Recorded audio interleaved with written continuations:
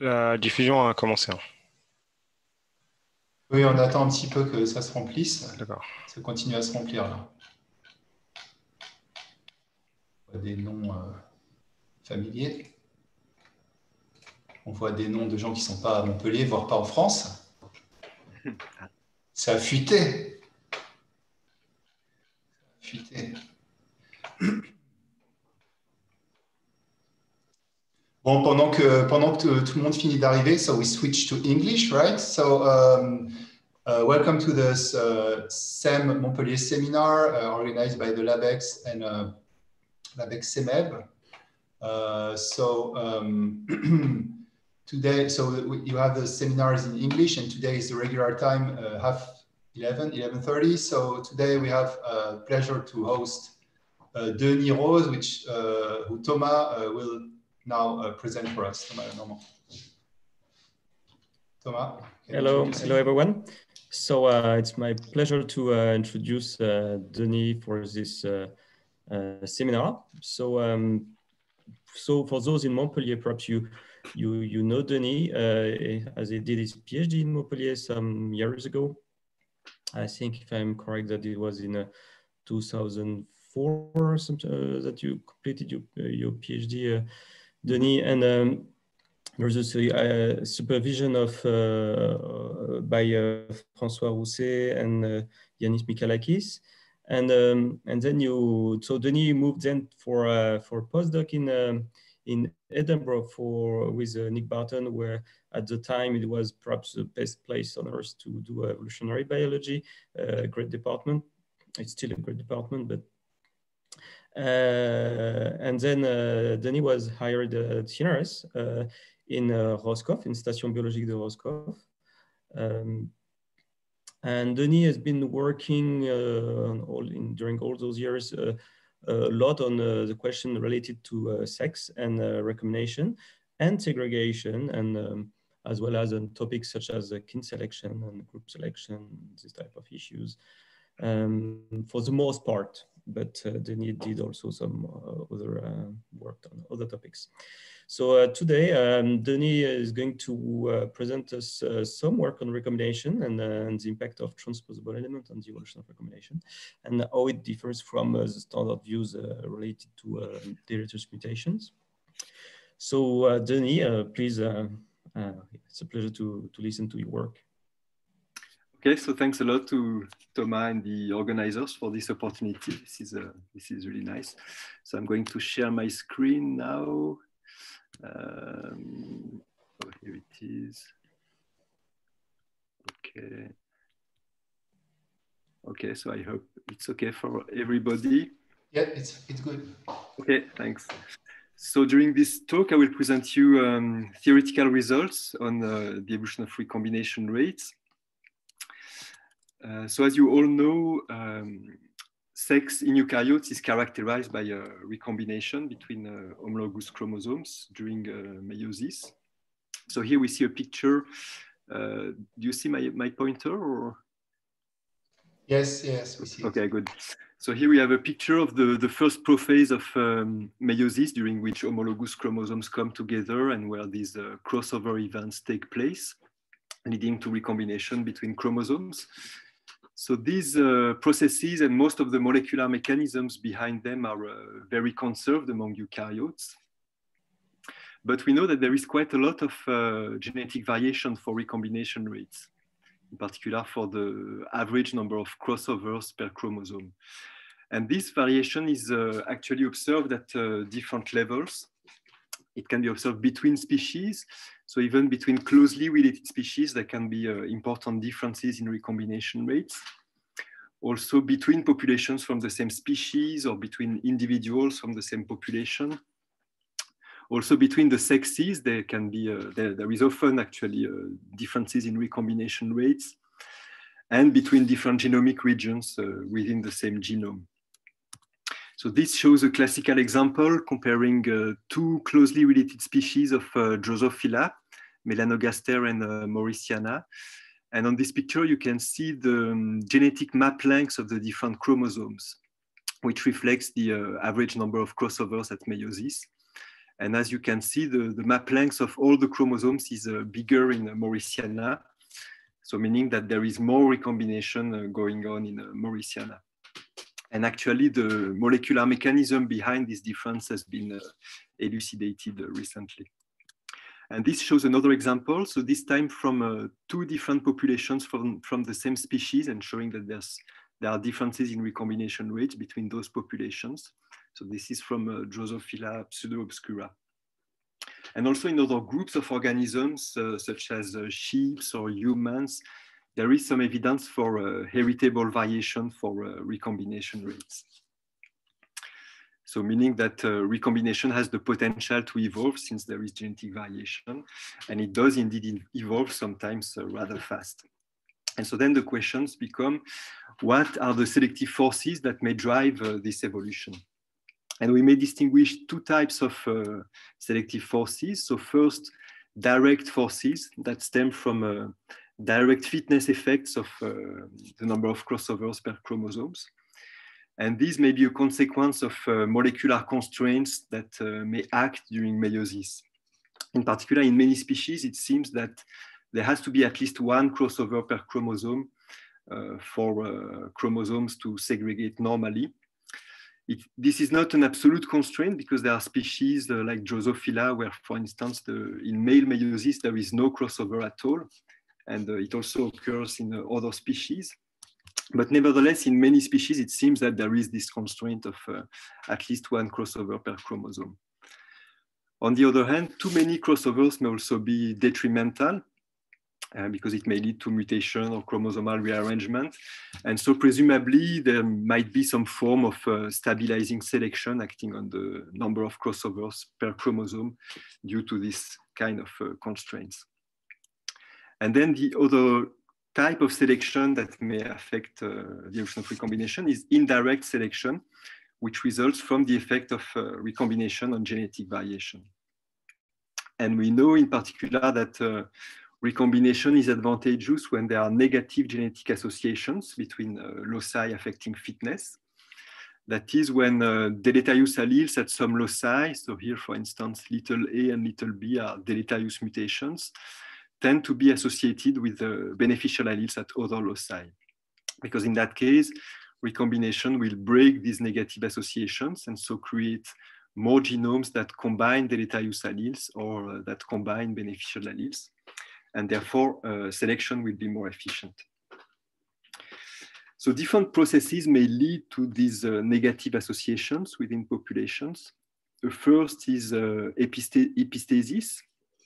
So in particular, when we have negative epistasis like this, so when fitness decreases faster than linearly as we add more and more deleterious alleles in the genome, this form of epistasis will produce those negative associations that can then favor recombination. Another possible process that will lead to these associations is caused by drift in finite population and is known as the Hill-Robertson effect. So how does it work? Well, in finite population, due to stochasticity, sometimes there may be positive associations and sometimes negative associations between the selected loci. So when there are positive associations, it means, for instance, that the deleterious alleles at different loci tend to be found together in the same genome, more than by chance, more than if they were mixed randomly. And so in that case, you can see that the variance in fitness in the population will be important because those deleterious alleles are clustered in the same genomes. And so natural selection will be quite efficient at removing those deleterious alleles. And therefore, these situations with positive associations tend to be transient situations. They are rapidly dissipated by selection.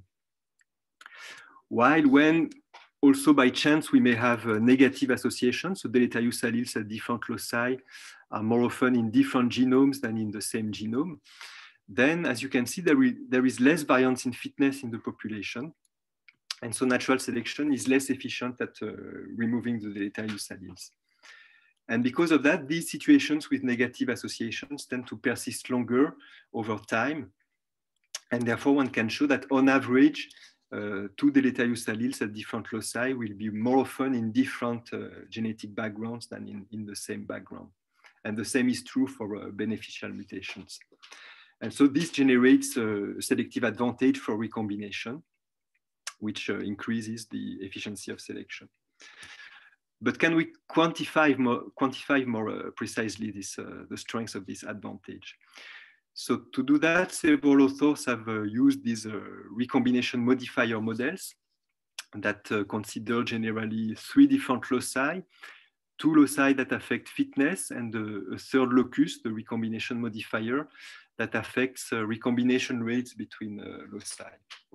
And then using some mathematical techniques, it's possible to compute what should be the strength of selection for the allele increasing recombination.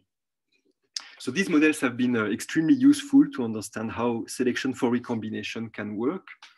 They showed in particular that as you decrease the recombination rate between loci, selection for recombination can increase quite fast. However, a problem when it comes to quantitative prediction is that these models usually have to make some approximations in order to obtain tractable mathematical results. And an approximation which is very commonly done in this multilocus model is the so-called QLE, or quasi-linkage equilibrium approximation, which assumes that recombination rates are sufficiently large relative to the strength of selection at the 2 loci. And therefore, under tight linkage, so in the case of selected loci which are tightly linked to the modifier locus, but these are those which should lead to the strongest selection on the modifier, we don't have any accurate result. So the approximations break down in this regime. Then other authors have used multilocus simulation programs, so representing sometimes large numbers of selected loci and the evolution of recombination modifiers. And they also led to important results. In particular, they show that there might be rather strong selection for recombination in situations where recombination is rare initially in populations. However, these big simulation programs take time to run, and so they are necessarily limited to restricted ranges of parameters. In particular, very often they consider situations in which recombination is very rare initially in the population. And they don't really tell us to what extent, so what may be the strength of selection for recombination in situations where recombination is already frequent, like in most obligately sexual species. And finally, a last limitation of several of these models is that they often consider haploid organisms. In particular, almost all models on the Hill-Robertson effects are haploid models, and it's not always completely clear how they extend to diploids. So some of the questions I've been interested in are to what extent can we obtain more accurate quantitative predictions for the possible strengths of indirect selection that may act on a mutant affecting the map length of a whole genome? And also, do different types of mutations have similar effects? In particular, how do transposable elements, which we know are quite abundant in the genomes of eukaryotes, and which may represent a significant part of variation in fitness, how do they affect selection for recombination? And so this is what I'm going to talk about now. Okay, so first I will focus on the effect of interference between deleterious mutations on selection for recombination. And so I will consider a finite population, a finite diploid population of size n. And first I will focus on a single chromosome. So each individual carries 2 copies of this chromosome. And then we will see how the results extend to several chromosomes. So deleterious mutations occur at a given rate, big U per chromosome per generation. And they can occur anywhere along the chromosome. And then I'm introducing a recombination modifier locus. So with a mutant allele little m affecting the map length R of the whole chromosome. So that, which is again the average number of crossovers at meiosis. And so little m changes the map length by an amount delta R. For simplicity, I assume that crossovers occur anywhere with the same probability along the chromosome, which is probably not the most realistic, but which simplifies the results. And also for simplicity, I will assume that all the deleterious alleles have the same fitness effects, but we will see that actually it's possible to introduce distributions of fitness effect, but it doesn't change too much the results. So calling little a and little b two specific deleterious alleles.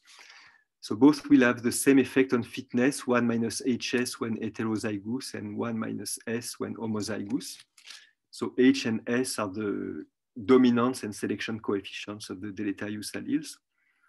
And I'm assuming no epistasis here, so different deleterious alleles have multiplicative effects on fitness.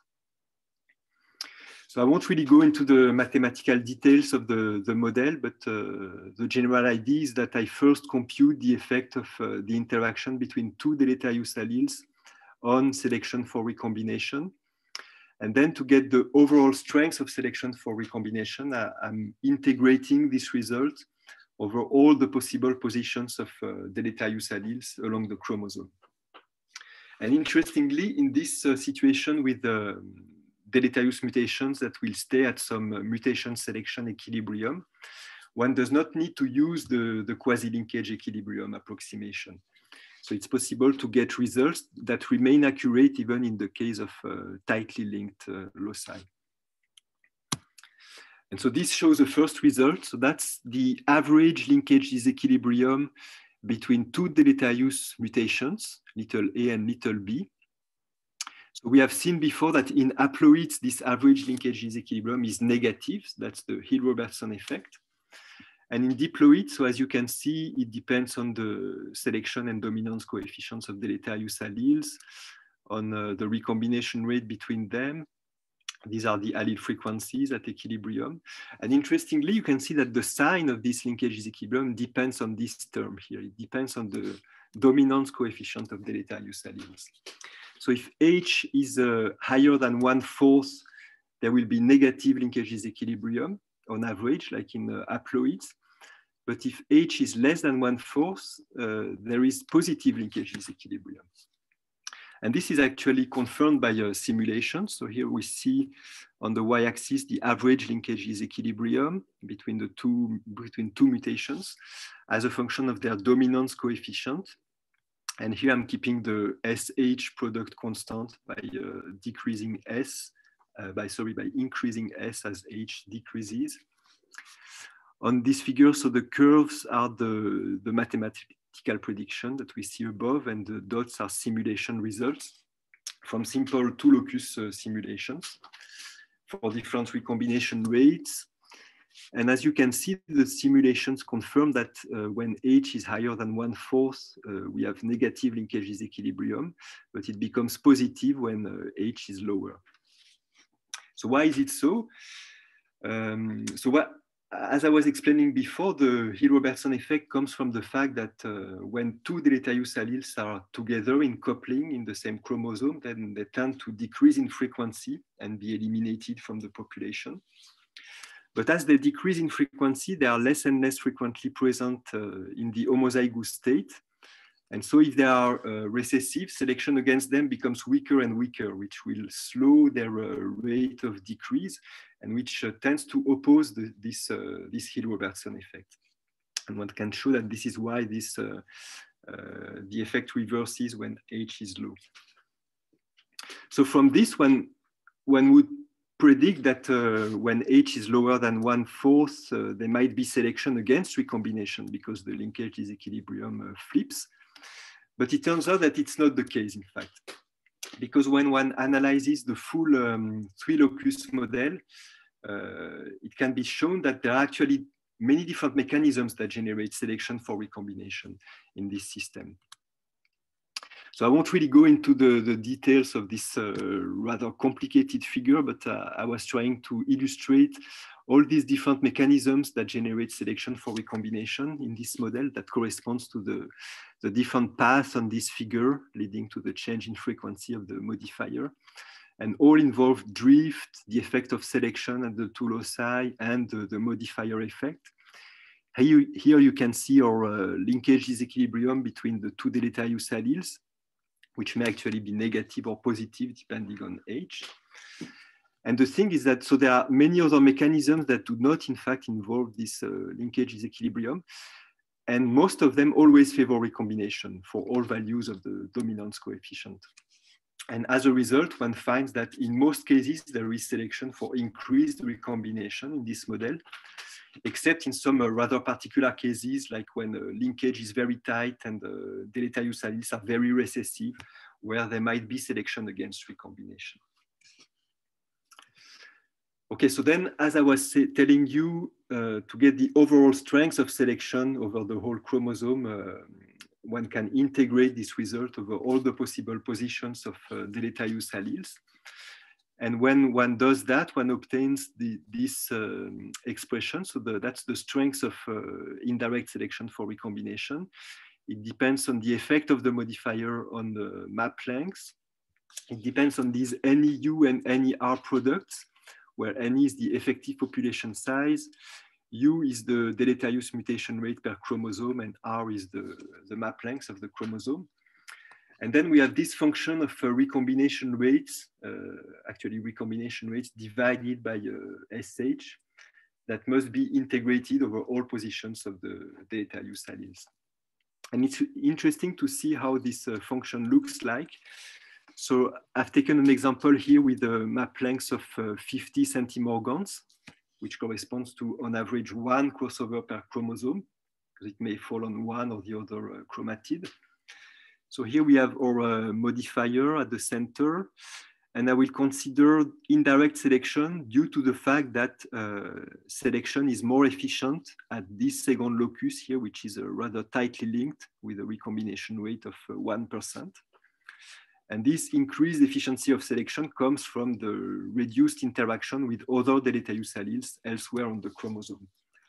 So for instance, if we consider a second deleterious mutation here, it will generate a given strength of selection for recombination due to the more greater efficiency of selection at the first locus. And now if we look at how this, if we change the position of this second allele B, it looks like this. So if the two deleterious alleles have exactly the same physical position on the chromosome, then they do not generate selection for increased recombination, because even if you increase the number of crossovers, you will not increase recombination between them if they are exactly at the same place. But then as we move, the two mutations are moved apart, very quickly the selection for recombination increases. And it goes through these peaks. So there's a higher peak when the second mutation is closer to the recombination modifier. And then it decreases again for when the recombination is already high. And if I do the same curve, but so moving away this little a mutation, so now we have a recombination rate of 5% instead of 1%, you can see that this locus on average generates much less selection for recombination than the first one. So which confirms that indirect selection mostly comes from loci which are tightly linked to the modifier locus. And interestingly, if we now play with the strength of selection against, so the fitness effects of these deleterious mutations, so you can see that when recombination rates are already high, increasing the fitness effect of mutation will tend to increase the strength of selection for recombination. But in the case of tightly linked loci, it's the opposite, actually. There is more selection for recombination when deleterious alleles have a weaker fitness effect. And what one can show mathematically is that as long as these curves fall approximately to 0 before we reach the end of the chromosome, when we compute the integral over these curves to get the overall effect, these integrals are the same, actually, for all the values of SH. They do not depend on SH. And so one obtains, in that case, these integrals are about 1.8. And therefore, we have a rather simple approximation for the overall effect of deleterious mutations selecting for recombination, provided that the map length of the chromosome is sufficiently large. Okay, so I try to test this approximation using individual-based simulations. So I've simulated the same model with a finite number of diploid individuals with this linear chromosome. And in those simulations, I've introduced a direct cost of recombination. So I assume that the fitness of individuals declines with the number of crossovers per chromosome. So C, this parameter here, represents the fitness cost per crossover. So here the idea was to stabilize the number of crossovers per chromosome, and also it provides a simple way of testing the mathematical results, because I can look at what will be the map lengths at equilibrium in the simulations and compare it with predictions from this mathematical model. Okay, and this shows some results. So here we see the chromosome map lengths at equilibrium on the y-axis on a log scale as a function of the deleterious mutation rate per chromosome, and for different values of the cost of recombination. So again, C is the fitness cost per crossover.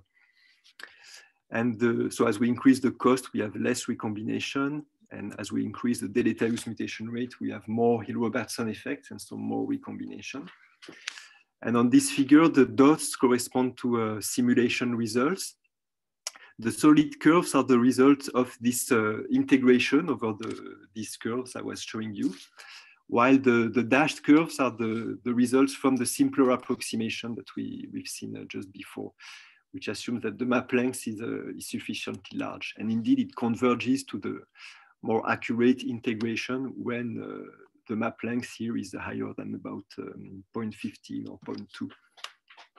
And as you can see, the predictions fit rather well with the simulation results, which is quite satisfying, except when the cost of recombination is quite high, because in that case, the map length remains small, even for large mutation rates. And in those situations, there must be some higher order interactions between mutations that are not taken into account by the model, and that probably start to become important. Okay, so here we see the effect of population size on a log scale. So as we increase population size, we decrease the strength of the Hill-Robertson effect, so there is less selection for recombination. And here we see the effect of the fitness effect of deleterious alleles, SH. So here I didn't put the prediction from the simpler approximation, but it corresponds to this plateau we have on the left of the curves. And as you can see, the simulations confirm that the fitness effect of mutations does not have too much effect as long as it stays weak. And from this, one would predict that introducing a distribution of fitness effect shouldn't affect too much the result as long as we stay in this weak selection regime, which seems realistic. And indeed, so if I did simulation with a distribution of fitness effect, and it confirms this intuition. Okay, I've also played a little bit with the genetic architecture of variation in the map length. So for instance, what can predict that actually the number of modifier loci should not have too much effect on the results. And this is confirmed by simulation. So here, for instance, we have either 1, 10, or 100 modifier loci spread over the chromosome. And as you can see, in all cases, we converge to the same map length at equilibrium.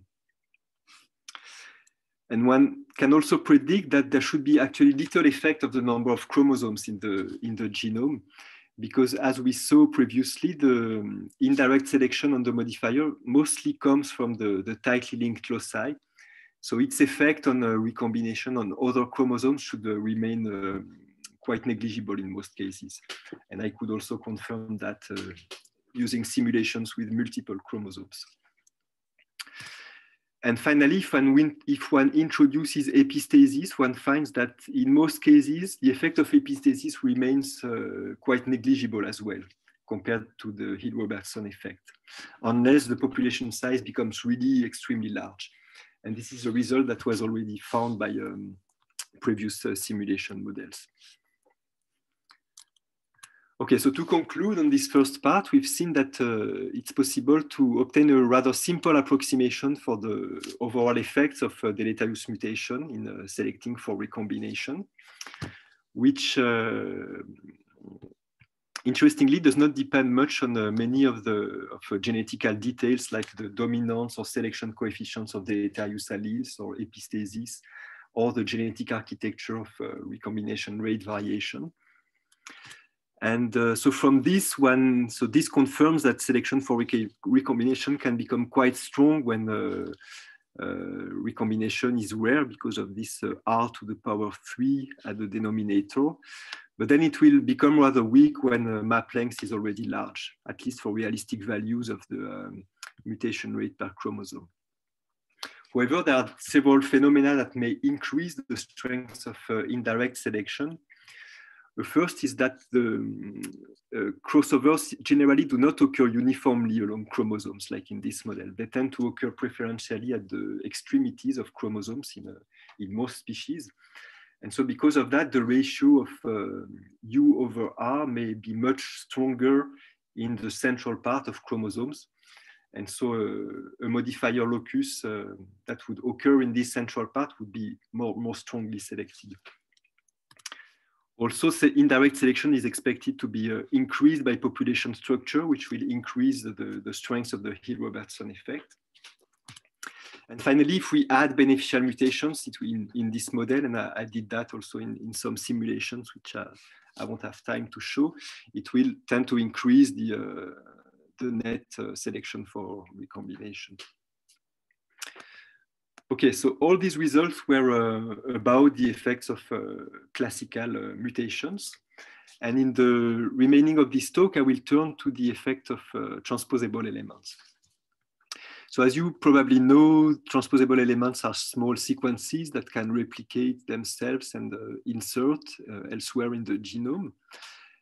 And they tend to be very abundant in the genomes of eukaryotes. So for instance, about 45% and perhaps even more of the human genome is made of these transposable elements.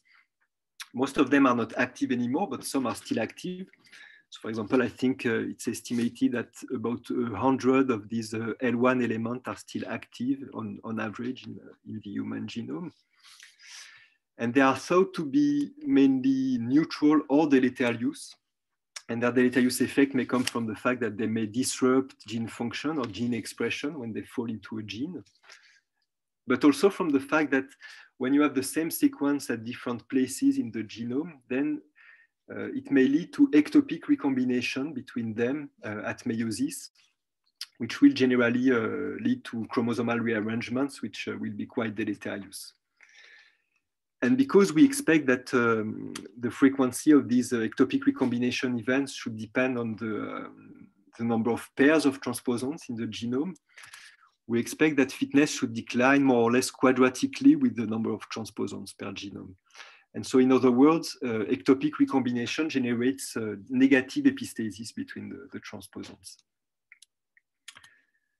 So a general observation is that transposons are more abundant in genomic regions with reduced recombination, but there may be actually different explanations for that.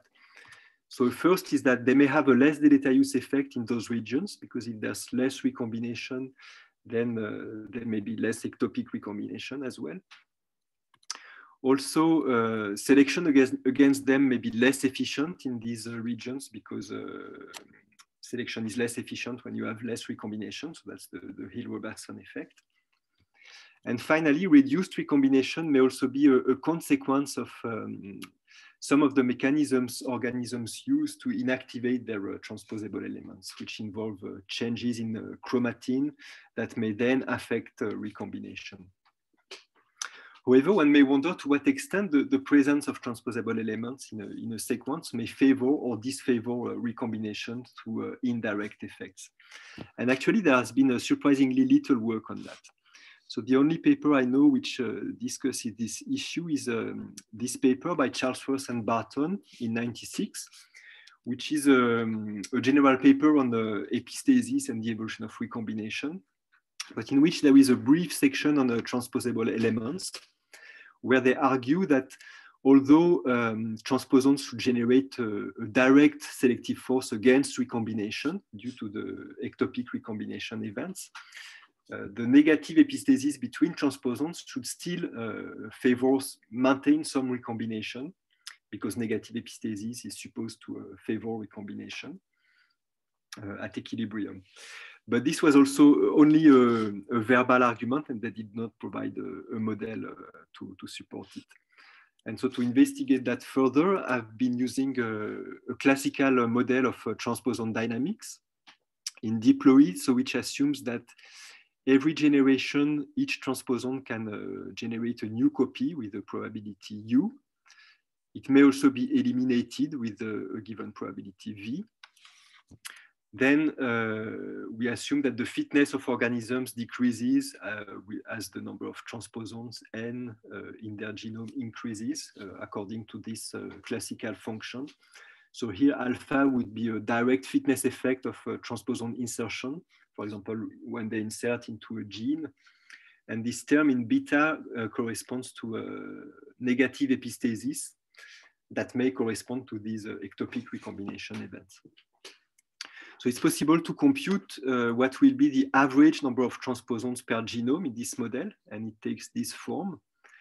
And from this, you can see that there has to be negative epistasis actually, so beta must be positive in order to stabilize the number of transposons. If beta is 0, then the number of transposons will either go to 0 if this term at the numerator is negative, or it will explode. And then what about the variance in the number of transposons? So it's possible to show that this variance can be decomposed into these two terms. So it's approximately equal to the mean number of transposons per genome, plus twice the sum of all the linkage disequilibria between insertions at different sites in the genome. So if recombination rates are large, these linkage disequilibria should remain small, and so the variance should be approximately equal to the mean. But then what happens when recombination rates becomes smaller? So again, I won't go into the mathematical details of the model, but I obtain an expression for this sum of linkage disequilibria between transposons in this model. And it takes the following form. So there is a factor here on the right, which is always positive. So it depends on an average over all possible recombination rates between pairs of transposons. And then we have these two terms between the parentheses. So the first corresponds to the effect of epistasis, and negative epistasis tends to produce negative linkage disequilibrium. So that's a classical result. And then something which is less acknowledged in the literature, but which makes sense when you think about it, is this second term, which corresponds to the effect of transposition. So again, U is the rate of transposition per generation. And this one tends to produce positive linkage disequilibrium. And this makes sense because if you consider that you have a given transposon at site I, so when it transposes into site J, then you have a positive association between the two transposons.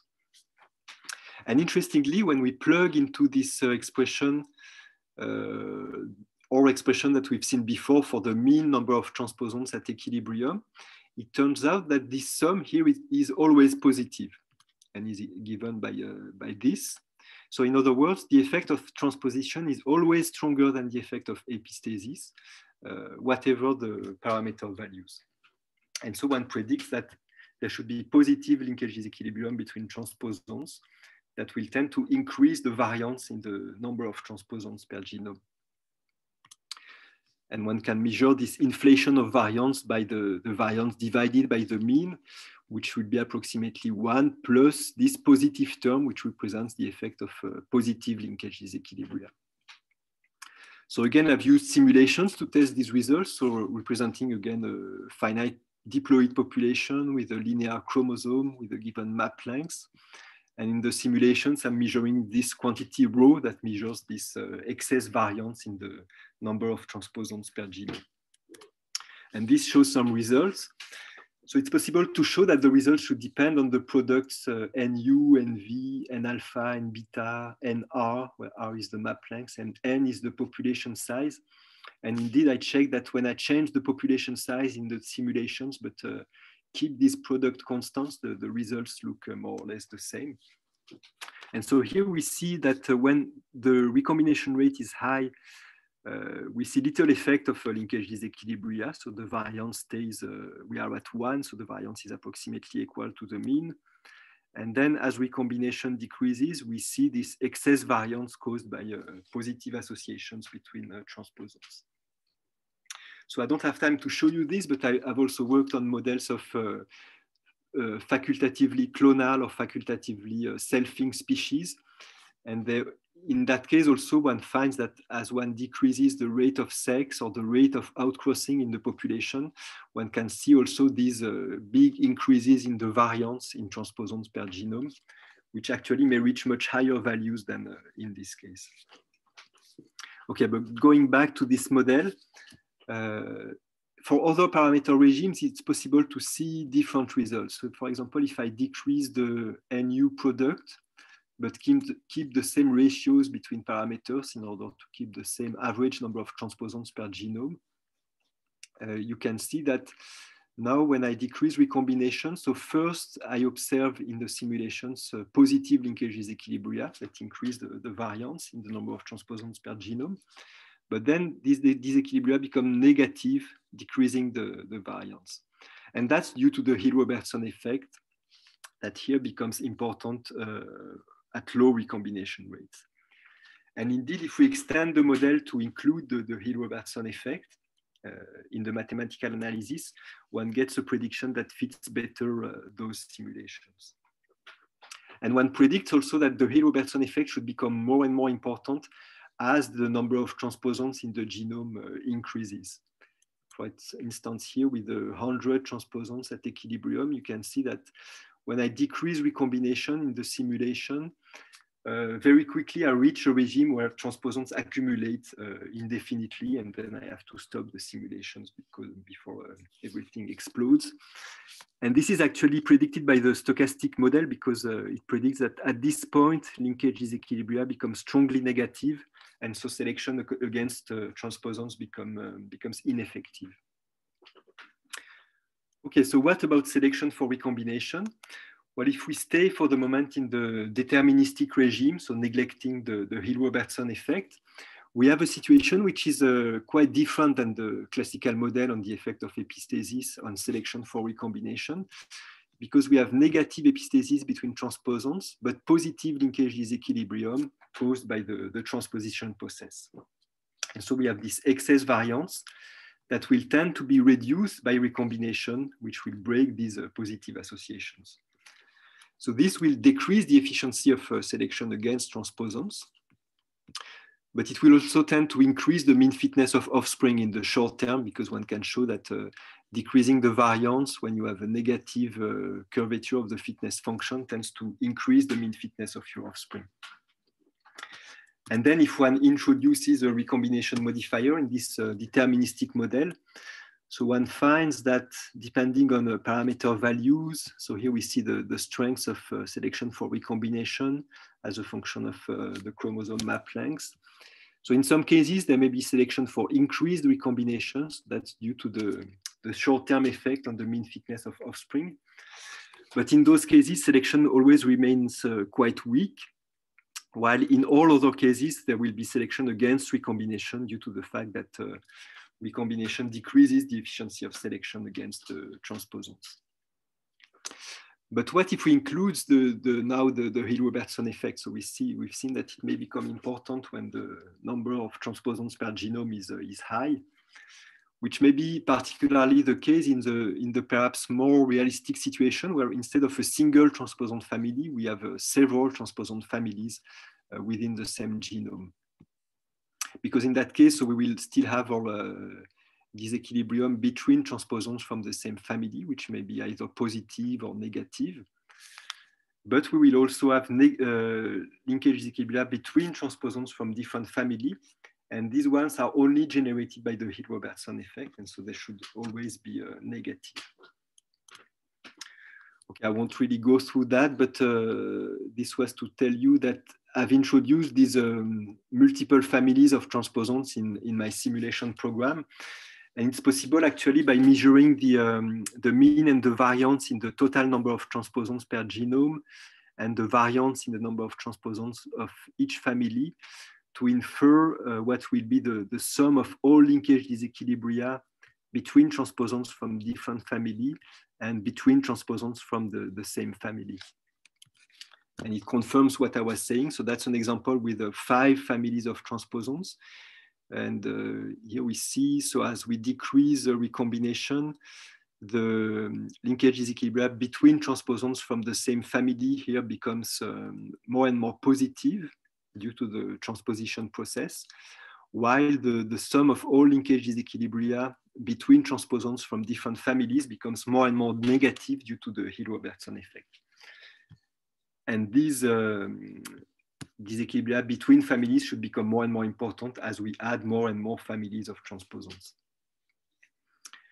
And so finally, so this is my last slide, I've introduced I let recombination evolve in this simulation. So also introducing a cost of recombination, which makes particular sense here because we expect that this rate of ectopic recombination may depend on the number of crossovers per chromosome. So it makes sense that this term here, which represent those ectopic recombination events, should depend on the chromosome map length. And here I've introduced this parameter C that allows me to play with this direct cost.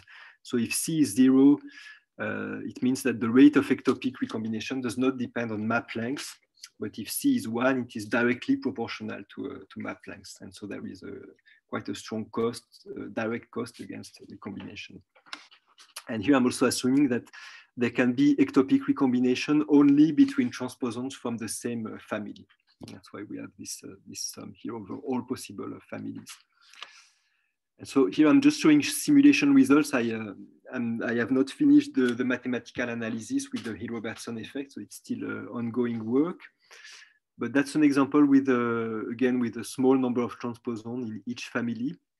So here when I have a single family of transposons, the chromosome map length always evolves to 0 even for weak costs of recombination.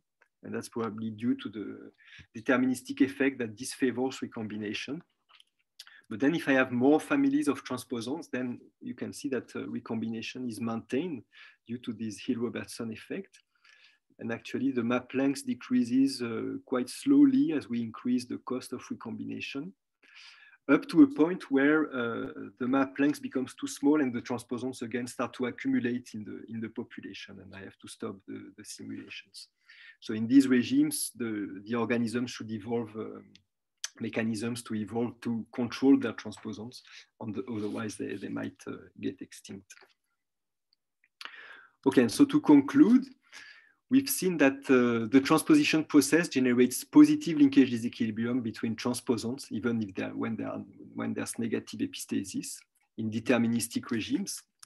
And so this selects against recombination in most cases in an infinite population. However, in finite population, in regimes where we have many transposons per genome, they tend to favor recombination due to the classical Hill-Robertson effect.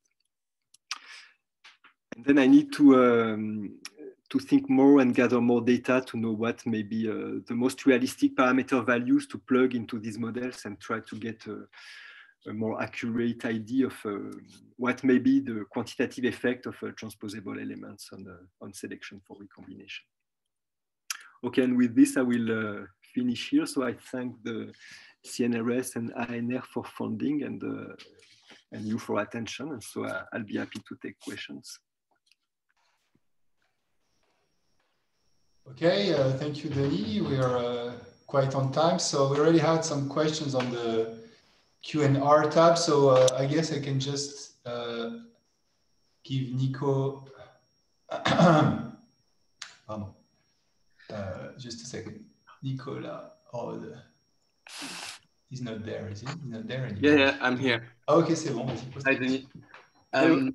Yes, I was wondering about the effect of population bottlenecks on the evolution of recombination. I guess it's a hard question, but because you would have reduced variation at the modifier loci, but at the same time, you would have a decreased selection against deleterious mutation. So I was wondering if people have been investigating a situation where there is selection for increased recombination following a population bottleneck. Yeah, that's a good point. So, I think you're right. In these models, the results I was showing you, you see that as you decrease population size, you increase the Hill-Robertson effect, and so selection for recombination. But I think some models, some simulations have explored the effect of smaller and smaller population size, and you reach a point where selection for recombination goes to a maximum, and then it decreases because, as you were saying, there is not enough variation for fitness in very small populations to favor recombination. So if you manage to keep the same level of fitness variation, you should have more selection for recombination as you decrease population size. But in the case of a bottleneck, you can imagine that you would have then very low fitness variation at the beginning, and so that would reduce these indirect effects. So do you know the paper that investigated this through simulations? Perhaps it was in the Kitley and Otto paper that there was a simulation model in 2006. Let me think. Okay, I mean, yeah, we can discuss about this. Yeah. I think there may be others. I'll try to find the reference. Okay, there are lots of questions, so don't hesitate to also vote for the questions. It's not like us. It's just a way for us to know how many people want each question to be asked. It's not like giving points to people. But anyway, so far we'll do. So for instance, Philippe, can you turn on your microphone? Or can you not? And do I need to do it myself? I'm not really sure about this. Philippe Jarne. Okay. Do you hear me? Yes. Okay. Hello, Denis. I was wondering about ectopic recombination has been around for some time. Remember that the idea was put forward by Brian like in the 80s, but what is the evidence for its role and fitness effect and so on? Do we have data and do we have data in different parts of genomes where recombination is more or less strong? Yes, that's a good point. So I think that there is some indirect evidence, and I remember a recent paper I was seeing I think it's by the group from Yvonne Willy. I think she will give a seminar soon, so you can ask her also. Yes, thanks for the advertising. Now it's 3 weeks from now. Yes, so I know she compared, it was based on comparison between species with different mating systems, because there is this prediction that ectopic recombination may occur maybe more frequent when the transposons are heterozygous, because when they are homozygous, it may be more likely that the recombination will occur as it should, so between the two homologous sequences, and so that it may be less of a problem. So when individuals are more homozygous, so with more inbred mating systems.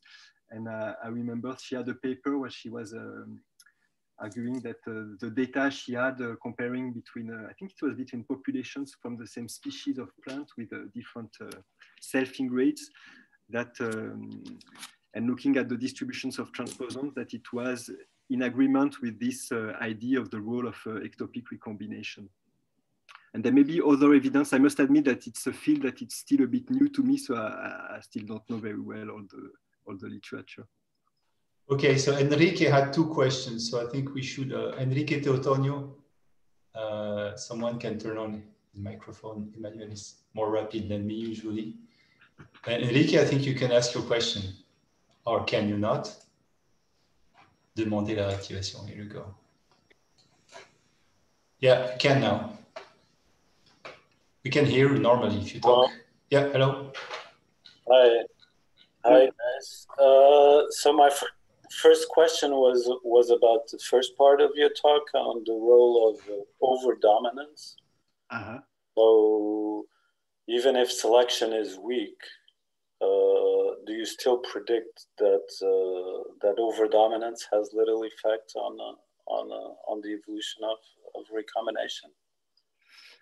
Okay, so I did not explore that specifically, but you expect that, and there were some old simulation models, I think, from the 70s, perhaps, who explored the when you have variation maintained at two overdominant loci, how does it select for recombination? And you predict that it selects against recombination, actually, when you have overdominance.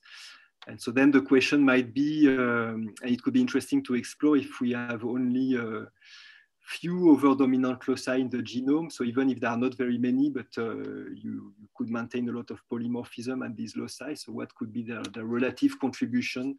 So you would predict that they would tend to disfavor recombination, but what might be their relative contribution? That would be interesting to explore. Okay.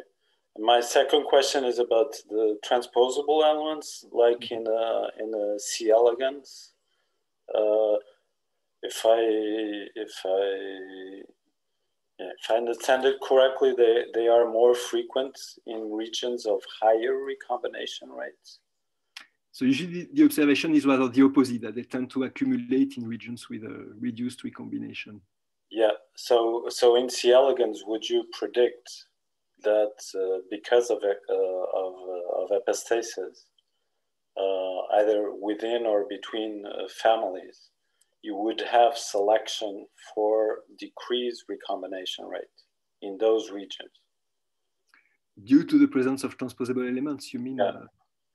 Yes, so the model was showing that it really depends on the regime. So in some regimes, the transposable elements can favor recombinations, and it's particular, well, through the indirect effects, when the Hill-Robertson effect predominates.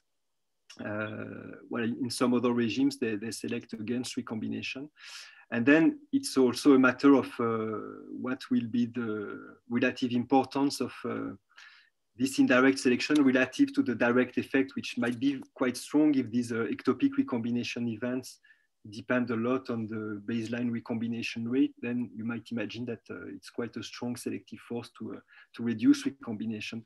But I don't think there is really, well, it's also what Philippe was asking, and I'm not sure there is really data. I have to look at that, showing you what is the exact relationship with this rate of ectopic recombination with the baseline recombination rate. So, Denis, there's a question by Patrice, and I guess several other people, including myself, not sure, perhaps we understood how transposition generates linkage disequilibrium. So Patrice, can you ask your question verbally? Patrice? Or I can ask him for you. Patrice? On l'entend pas. No. So the question, like whether I have missed something, but if we're in a diploid, shouldn't transposition be less efficient at generating excess variance? Because transposition may occur onto the homologous chromosome instead of the chromosome, and this will not generate positive LD. So can you, because this is an important part of this model, I'm not sure I understood very well either. Yeah, you're right. So, so then it depends on when in the life cycle transposition occurs relative to recombination. But say, but so if it occurs, say before recombination, so if it falls on the same chromosome, then they need to stay associated during recombinations for the positive linkage disequilibrium to be maintained. And if it falls on the other chromosome, so if there is recombination, then they become associated. And if there's no recombination, well, then in that case, it does not create any linkage disequilibrium. It does not create negative linkage disequilibrium in this deterministic regime, because so at the first site, you have a given equilibrium frequency of the insertion. And so on the random mating, you expect that on the homologous chromosome, the probability to have also an insertion at this first site is just the frequency of the insertion in the population. And so if you include an insertion at the second site, on average, it does not tend to produce either positive or negative linkage disequilibrium. So it's only when the insertion lands on the same chromosome and if they remain associated after recombination, then it tends to produce positive linkage disequilibrium. Okay, I have to think more about how this works. I'm not used to thinking about this, but yeah, this replies to that to Brian Charles, and he didn't understand very well either. So you know. Oh, then it's fine. C'est vous, Patrice. Then there's a question by Yanis. Let's see, Yanis. Yes. Yes, ça marche. Hello. Hello. So my question is very specific. On the second part, you mentioned that transposable elements may act through the Hill-Robertson effect to increase recombination. So my question is, does it make a difference that fitness effects are generated by transposable elements with respect to the standard situation of the effects of any deleterious mutations? No, I don't think it makes much difference. So compared to the classic, so in general in the models on the Hill-Robertson effect, there's only the Hill-Robertson effect and no epistasis, at least in the mathematical models, while here you have both. But when you write the equations, actually you find out that what matters is will be the net effect of selection per transposon, which can be expressed as a function of epistasis. But so the short answer is that no, the overall mechanism of the Hill-Robertson effect is not really different from what you obtain with classical deleterious mutations. Okay. I had another unrelated question. Can I ask it, or? Yes, I guess, yeah. So when there is transposition, do we know whether it occurs more often on the same chromosome or on other chromosomes? Is there a rule in that? I must admit, I don't know if anything is known on that, perhaps, but yeah, I still need to. Okay, thank you. Not that I know of, at least. So I think Thomas had a question. Thomas, I don't know if you still have your question. Yeah, I still have a question. Just I was wondering, you know, in many asexual taxa, many people have been investigating whether you got more or less transposable elements than in a related sexual taxa, and the outcome was not completely expected, in the sense that in some cases, yes, you had more. Yeah. And I was wondering whether you could relate this result to your theory. Yeah. And this was also shown. There was a theoretical paper, a simulation paper by Dolgin and Charles Ross, who explored the effect of a transition to asexuality on the dynamics of transposons. And they found that in some cases, so depending on the parameter values and in particular population size, sometimes the asexuals get rid of their transposons, and sometimes the transposons accumulate.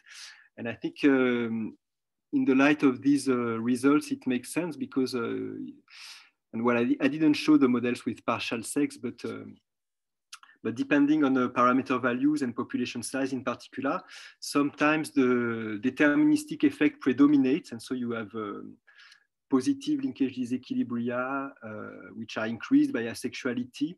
So it's just another way of expressing the verbal argument, which can be found in the literature, that sex actually helps the transposons to spread because they can move from one lineage to the other. It's another way of saying that there will be positive linkage disequilibria between transposons. So some lineages with many transposons and some with very few. And so in this kind of regime, in this deterministic regime, so with very large population size, you expect that the asexuals should better get rid of their transposons. But then in regimes where the Hill-Robertson effect gets stronger, so with smaller population sizes, it's the opposite. So as you reduce recombination, your transposons will spread. I had a question myself, actually, but I was intrigued by many things. But it seemed a bit magic that the effect of selection vanishes when you average it over the genome in your first part. And can you give an intuition for why when selection is stronger, it has a stronger effect, but it's more restricted locally in terms of indirect effect on the modifier? Can you just explain this a little bit? Yeah, I must admit, I still need to find a simple, intuitive way of explaining that. It's not, for the moment, it's not completely obvious to me, but in these figures I was showing you, so you can see that there is this larger effect of more strongly selected mutations when they are sufficiently far apart. And so we can intuitively understand that when selection is stronger, the interference effect can extend over longer parts of a chromosome. And what's a bit less intuitive to me is why, in the case of tightly linked loci, it's the more weakly selected mutations which have more effect. And so from the equations, it comes from the fact that the selection tends to reduce the linkage disequilibrium also, because I think because you tend to lose the deleterious alleles. And so there are different effects that don't balance in the same way. And so as you average over the whole genome, the effect cancel exactly. But I still don't have a very satisfying. Yeah, I mean, it involves drift in anyway, so it's kind of fixation probability, etc. In addition to the frequencies. All right, So Nicola still had a question. I think we can go on just for this last question because he asked it some time ago about. Yeah, it was very similar to Yannis' question about if it's preferentially within. See, if recombination occurs preferentially within the same chromosome or between chromosomes. But I think Denis didn't really know. But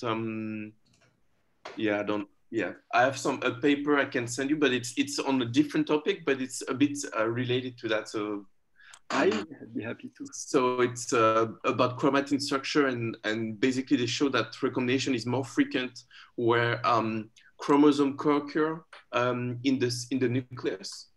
So it's about the 3D structure of the chromosome within the nucleus, and they show that you have more recombinations between or within a part of or between chromosomes that are co-locating within the nucleus. Okay. So, but yeah, I don't know if it's of interest to you, but no, I think there are more and more results on the physical processes and the molecular processes of recombination. Something also which I found quite interesting reading some of the literature on transposons and recombination is that in many species, people have started to look at where these double-strand breaks in the DNA occur. So these will trigger recombination events at meiosis, and these are actively generated during the first prophase. And actually, in many species, it seems that there is an effect of transposable elements, so that these double-strand breaks tend to occur preferentially close or even within transposable elements. And that's and interestingly, one may think that it may be a mechanism also perhaps to control the number of transposable elements, because when you produce a double-strand break in a heterozygous transposable element, then it will be repaired from the other chromosome, and so you will lose the transposable elements. And so that may be another interplay between transposable elements and selection for recombination. Okay, so I just want to point everyone to, there's a comment in the chat by Enrique about something somewhat related about the effects of NE on the dynamics of the transposable elements themselves. So with this, I'd like to thank again Denis for this very nice talk, and